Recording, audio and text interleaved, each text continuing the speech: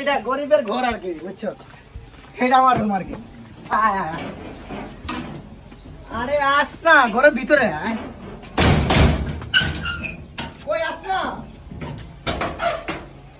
আরে নয় কই আস ভিতরে। ফাউল নাকি তোদের এর জন্য বাড়া নিয়ে আসি না, মানে ঘরে ঢুকতে চাস না কেন? এটা কি মেয়েদের বাসা নাকি? আরে আয় রুমে আয়, আয় তো তুই রুমে।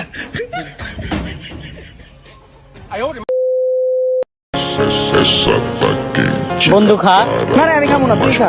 পেট ভরা নাকি? না। তাইলে খাবি না কেন? ডাক্তার কইছে কুত্তায় মুখ দেওয়া জিনিস না খাইছে।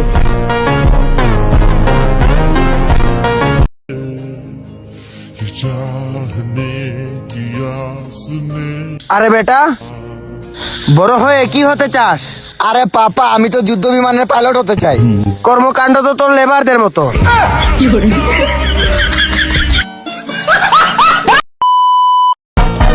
বন্ধু বিস্কুট খাই। খা।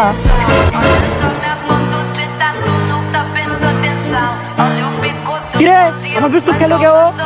আরে খাইতে তো কি হয়েছে? তুইও রাত খাবি না? আমি আমার বাসার কুত্তার লাগে বিস্কুট রাখছিলাম। আরে না, আটকানোর কি আছে, সমস্যা নাই। এক কুত্তার বিস্কুট আর এক কুত্তায় খেয়েছি।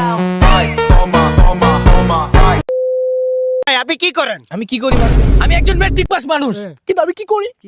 আমি রাজমিস্ত্রি করি, আমি লেবারি করি, আমি ঢালাই করি।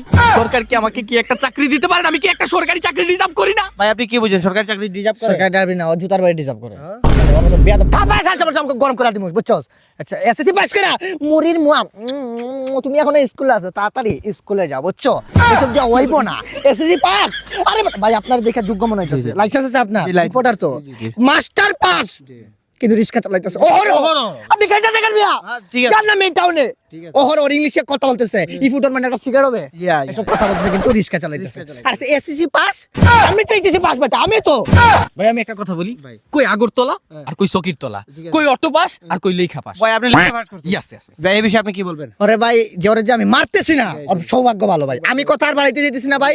ওই সরকারের ইংলিশ কি এটা কইতে কোন? সরকারের ইংলিশ কি ভাই আপনি বলেন? ওর মুখে একবার জুতার ভাই ভাই ভাই ভাই, মানে আমি একজন যোগ্য পারসন এরকম একটা সিম্পল কোয়েশ্চেন করাটা আসলে আপনি উচিত করেন নাই। আচ্ছা বলে দেন। বলবো চিফ মিনিস্টার।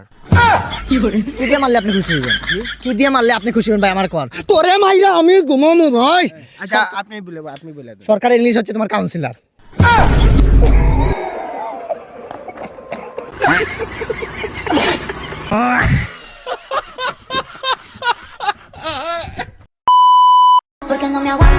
আব্বা এখন আর আপনার মানুষের কাছ থেকে কথা শুনতে হইব না, আমি আপনার মুখ উজ্জ্বল করার উপায় পেয়ে গেছি আব্বা। কত কষ্ট করে তোরে আমি বড় করছি, মানুষের কত কথা শুনছি। আমি জানতাম তুই একদিন আমার মুখ উজ্জ্বল করার কোনো একটা উপায় বের করবি, তা তুই কেমনে আমার মুখ উজ্জ্বল করবি? ফেরেন লাভলি ভাইখা।